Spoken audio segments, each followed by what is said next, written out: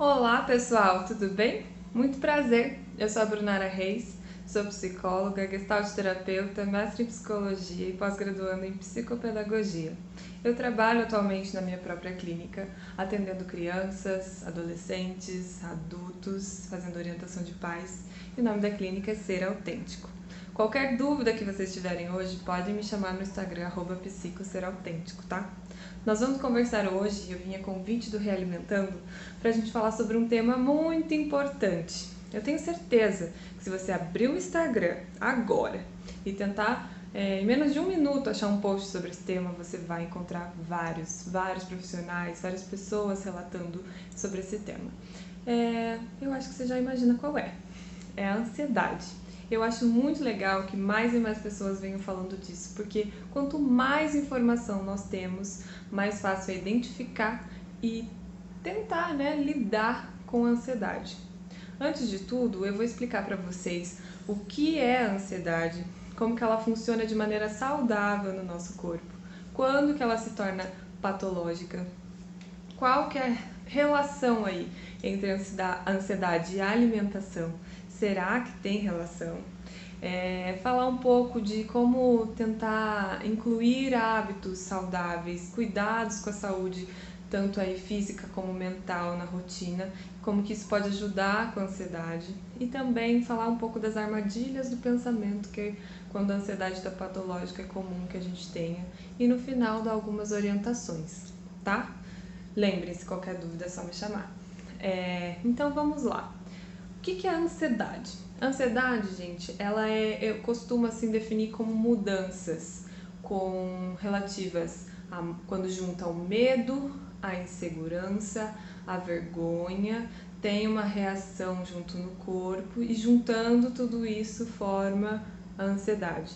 Então vamos lá, eu não separo na teoria aí o corpo da mente, então é tudo junto. Eu compreendo o ser humano como um todo. Então, a partir disso, a gente vai não só prestar atenção nas reações fisiológicas do nosso corpo, mas também no pensamento. Então, essa soma de mudanças que acontecem no nosso corpo. Quando a gente está diante de uma situação que é considerada aí perigosa, o nome que essa reação, do corpo é o nome que se dá para a ansiedade. Também tem gente que chama de emoção, sentimento e tá tudo bem. Independente da nomenclatura, tem que lembrar disso. A ansiedade, ela funciona no nosso corpo de maneira adaptativa. Não temos como eliminar a ansiedade, uma vez que ela sempre vai estar presente quando a gente precisa reagir a perigos reais ou imaginários. Então, uma diferença essencial aí entre o reino animal, que também sente ansiedade, e nós, seres humanos, que temos um pensamento mais complexo, é essa.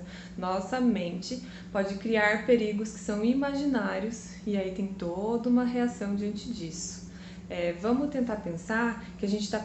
eu gosto sempre de olhar para o contexto. Então, vamos tentar pensar que a gente está vivendo uma pandemia. É algo totalmente novo para todo mundo. E a gente ainda desconhece os impactos sociais que isso vai ter nos nossos hábitos, no nosso estilo de vida, no nosso futuro. Então é um terreno desconhecido. Se o Brasil, que antes da pandemia já era o país com mais ansiosos no mundo, imaginem agora, isso de acordo com a OMS. Agora deve ter crescido esse número ainda mais. Mas então tá, Brunara, como identificar quando a ansiedade ela deixa de ser adaptativa, que é essa reação natural, lembre-se disso, e passa a ser desadaptativa ou patológica? Bom, aí nós temos, eu gosto de chamar de um hiperfuncionamento do corpo e da mente. Tem sintomas que são bem conhecidos. Lógico, você pode não sentir todos ao mesmo tempo. Aliás, se você sentir todos esses ao mesmo tempo, pode ser que você esteja numa crise de ansiedade.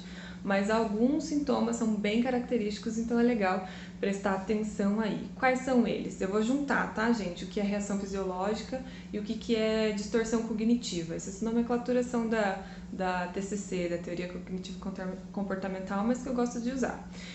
Vamos lá. Irritabilidade, dificuldade de se concentrar, taquicardia quando o nosso batimento está acelerado, Pensamentos negativos, né? Esse pensamento que eles chamam de tudo ou nada, que você pensa que vai dar tudo errado, que está no pior cenário.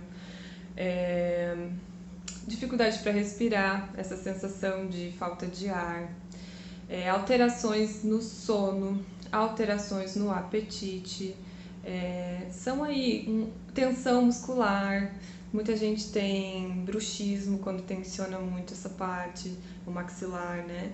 Então, assim, são conjuntos de sintomas sentidos aí pelo corpo que caracterizam a ansiedade. Então, se isso tem aparecido aí, o DSM diz aí, quando ela se torna um transtorno, que tem que aparecer nos últimos 6 meses, mas se isso vem sendo lógico, e é por isso que eu estou incluindo o contexto, porque a gente está vivendo em um contexto que, se você não está se sentindo ansioso, isso é patológico, né? Porque é um contexto que está deixando todo mundo em dúvida como será as mudanças, que a gente vai viver, é tudo novo. Então é um contexto por si só ansioso, mas se esses sintomas estão presentes de uma forma, né, muito atenuante, isso está te trazendo um sofrimento, talvez sim você esteja sofrendo com a ansiedade. Tá, Brunara, uma vez que eu identifiquei esses sintomas, o que eu posso fazer, né?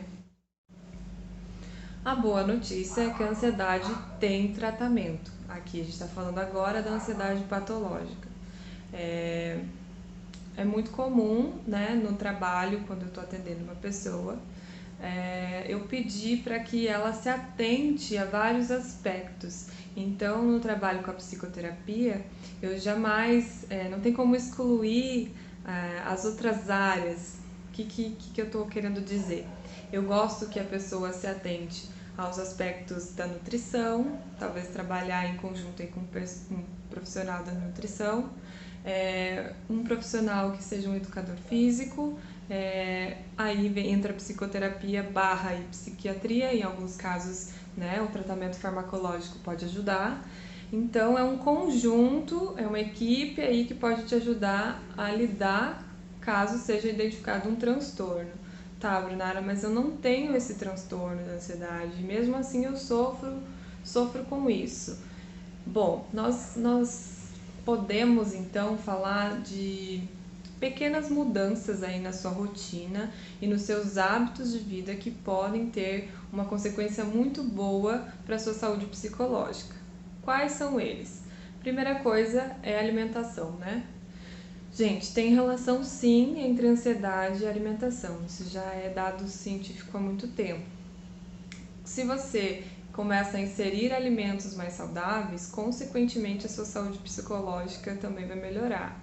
Por que eu estou falando isso? Vamos pegar um exemplo do açúcar e da farinha, tá? É comprovado que essas substâncias, se consumidas em grandes quantidades e por um longo período de tempo, elas causam o que a gente chama de uma neuroinflamação. É uma inflamação no cérebro que pode ser que ela hiperative uma área ou hipoative outra área, ou seja, faz com que essa área funcione mais rápido ou funcione de maneira mais lenta. Vamos pegar o córtex pré-frontal? O córtex pré-frontal é uma área que é responsável pelo nosso planejamento das ações. Quando essas substâncias são consumidas em excesso, porque daí você deve estar se perguntando, Brunara, quer dizer que eu nunca mais posso comer isso? Não, claro que pode, mas isso a gente está falando do excesso, tá? Se consumidas em grandes quantidades e por um longo período de tempo, pode ser que o seu córtex pré-frontal fique hipoativo. Então, a sua área de planejamento está menos ativa. Isso significa que o seu comportamento pode se tornar mais impulsivo, porque aí você não planeja. Fica mais impossível. Lógico, gente, não é só isso que torna uma pessoa impulsiva, mas tem sim relação, né? Outra coisa que a gente pode relatar aqui entre ansiedade e alimentação. Hoje nós estamos aí vivendo a maior parte do tempo dentro de casa, né? E aí a nossa relação hoje de afeto muito permeada pelo meio virtual, mas também acaba se tornando uma relação de afeto com a comida, né? A gente tem uma relação de afeto com a comida. Então, esses momentos prazerosos que a gente fazia fora de casa, a gente está fazendo dentro e sempre permeado aí pela alimentação.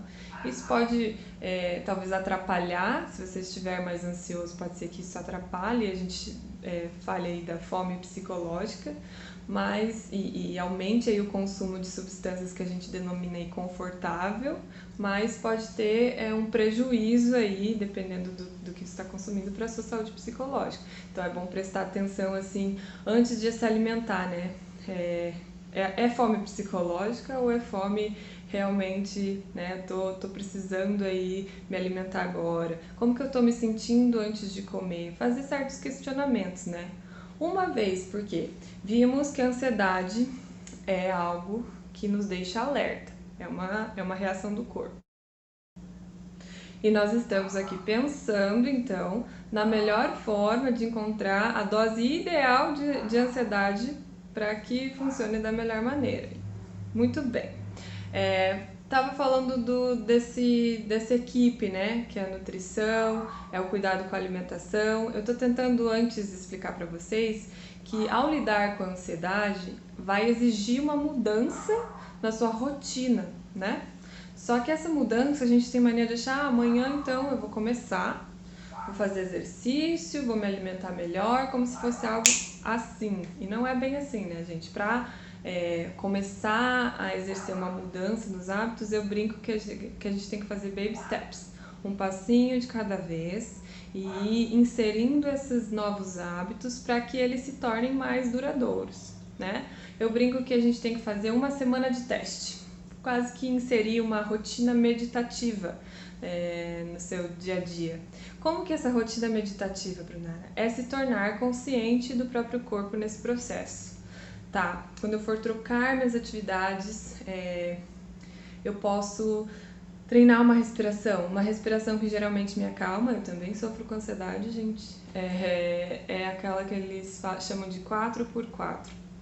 É 4 segundos segurando, 4 inspirando, 4 segura de novo a respiração, 4 segundos solta e 4 segura de novo. Se eu faço algumas vezes, eu noto que eu me sinto mais calma.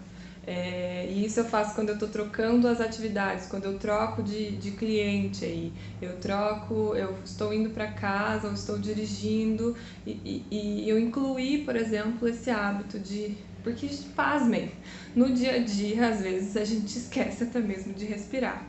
Tá, como que eu posso incluir essa rotina meditativa na alimentação, né?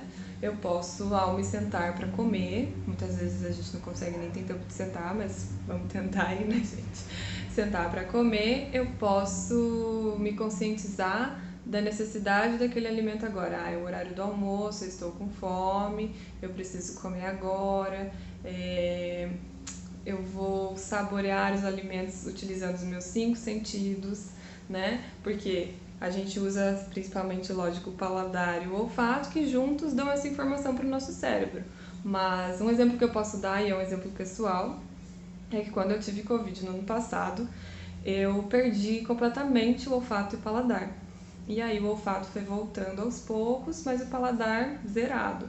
O que foi muito triste, na verdade, porque uma vez que a gente estabelece uma relação de afeto com a comida, quando você tá ali comendo coisas que você não sente o gosto, mas você tem a memória desse gosto, eu brinquei que era um cabo meu que foi desligado, assim, tem alguma coisa errada com o meu corpo.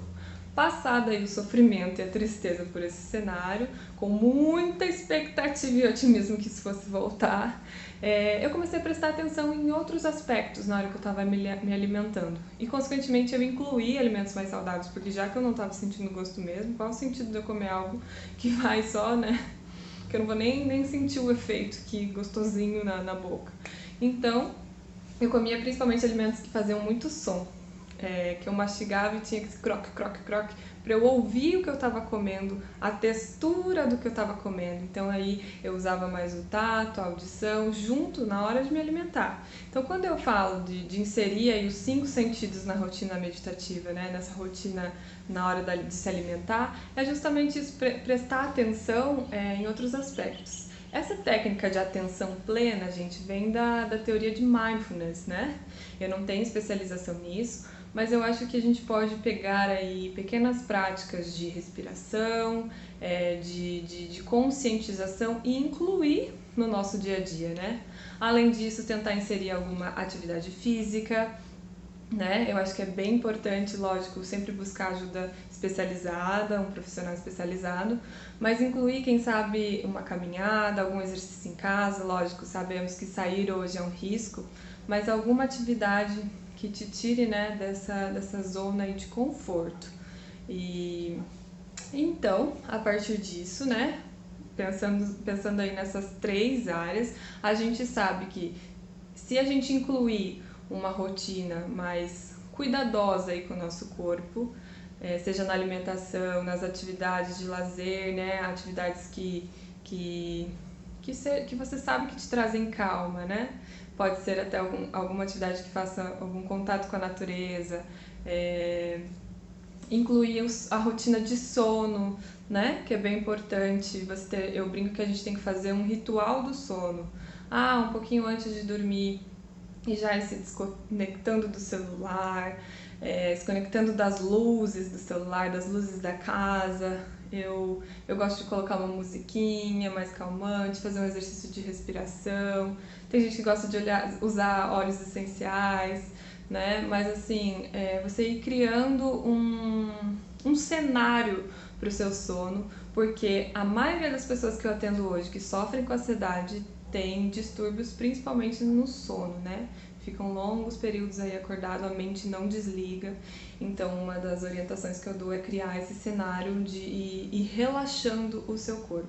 Sim, gente, técnicas de respiração e técnicas de relaxamento são sim remédios comprovados para a ansiedade, tá? Se vocês puderem incluir de alguma forma isso na rotina, é bem importante. Eu tô falando uma série de mudanças, não é fácil mudar da noite pro dia, mas eu tô querendo lembrar que pequenas mudanças nesses cuidados simples com a saúde vai ter uma consequência muito boa para a sua saúde mental.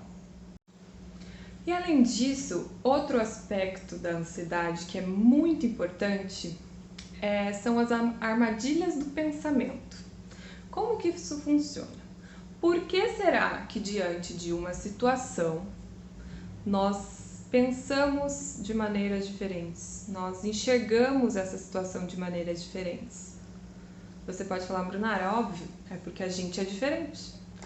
Também, mas é porque isso depende muito da nossa maneira de pensar. Então, uma coisa que eu sempre oriento para todo mundo que eu atendo vamos lembrar, quase que eu crio um mantra assim, nossos pensamentos não são fatos, nossos pensamentos não são fatos. Sim, gente, nem tudo que você pensa é verdade. Então, partindo disso, a gente tem que pensar que nosso pensamento prega armadilhas. Uma delas, por exemplo, é o pessimismo. Você achar que tudo vai dar errado, que nada vai dar certo na sua vida, de que se tem a opção ruim, vai ser a opção ruim, nivelar a expectativa por baixo, né? Eu acho que é legal a gente ser realista, principalmente no mundo que a gente está hoje, para não viver numa bolha. Mas, ao mesmo tempo, se você sim um risco viver nessa atitude pessimista, né, com pensamentos negativos. Porque, lembrem-se, o cérebro, ele dá uma ênfase para esses pensamentos negativos e, ao mesmo tempo, eu gosto de juntar a armadilha do pensamento do pessimismo, da negatividade e também da generalização, porque daí a gente generaliza que aquilo que aconteceu uma vez é como se a sua ansiedade pegasse e ela nivelasse sempre pela exceção, né? Por exemplo, eu vi que 8 em cada 10 pessoas que tiveram Covid perderam algum período aí da memória, ou tiveram alguma consequência na memória. Pronto, eu sou uma dessas 8 pessoas. Não, eu não vou ser as outras 2 que ficaram bem. Eu vou ser as 8. E agora? Na minha memória. Já esqueci a palavra que eu ia falar agora. E aí, esse é o cérebro, né? E vai juntando um pensamento negativo do outro. E, gente, vamos lá. Calma, respira e não pira, eu brinco.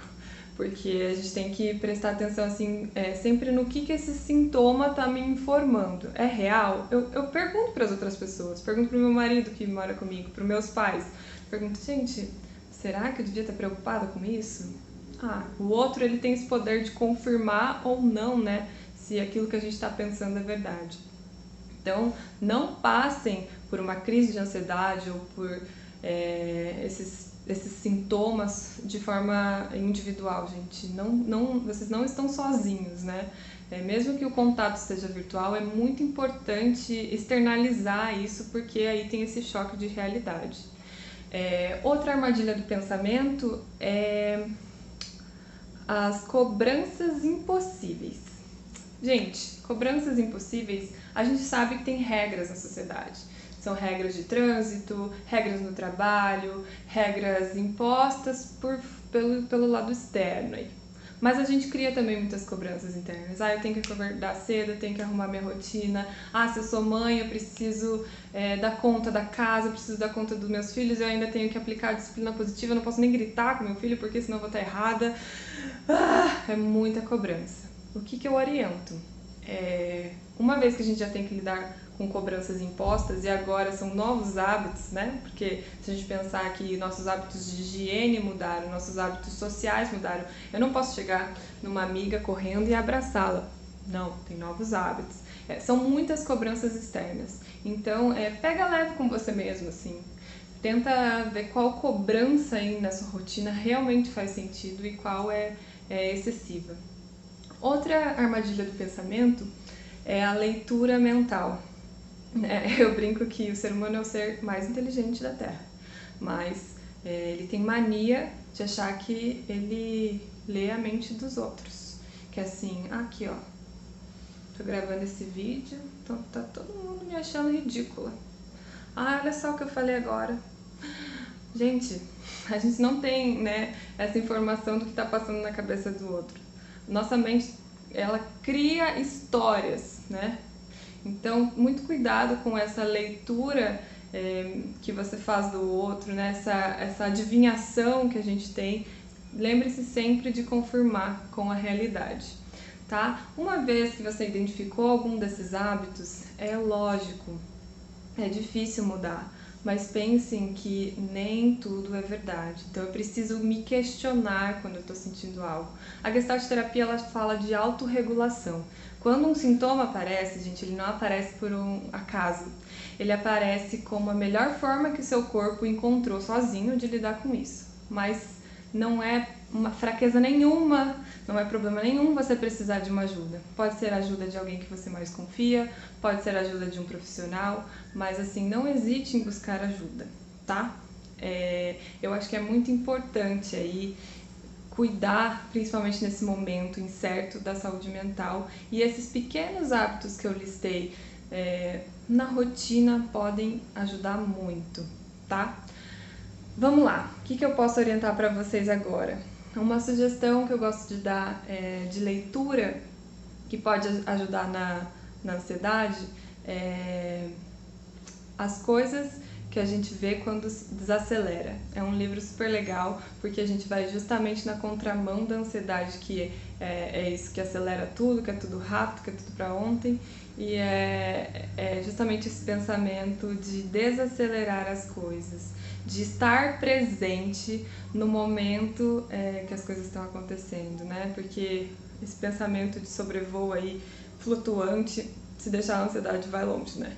Outro livro é A Coragem de Ser Imperfeito, da Brené Brown. Eu gosto muito, muito, muito dessa autora, porque ela fala da importância da gente ser vulnerável, né? Da gente mostrar esse lado não tão fácil da gente, né? Esse lado que é difícil de lidar. Então, de se abrir aí, principalmente nas suas relações afetivas, e se permitir sentir isso quando não está tudo bem também. Mais um livro que eu acho legal, e ele é um pouquinho mais, ele tem um pouquinho mais de termos psicológicos aí, mas eu usei uma colinha aqui, Não Acredite em Tudo que Você Sente. Esse livro é da análise do comportamento, mas é muito legal. Ele também dá uma desmistificada aí nessa questão da ansiedade. Gente, é absolutamente natural. Vamos resumir então. Absolutamente natural nos sentirmos ansiosos, uma vez que é uma mudança do corpo e é uma mudança adaptativa. Nós temos que sentir ansiedade porque é um mecanismo de defesa do nosso corpo. Ele nos deixa alerta, a gente consegue prestar mais atenção no ambiente, ela nos protege contra os danos, a gente calcula quando está ansioso se eu tenho que lutar, confrontar ou fugir. Mas quando ela está patológica é quando todos esses sintomas que eu listei aí ao longo do vídeo, eles te causam sofrimento e criam uma barreira para sua rotina, uma barreira para sua vivência, influencia nas suas práticas aí diárias e aí isso se torna um problema. Então, pequenas mudanças na sua alimentação.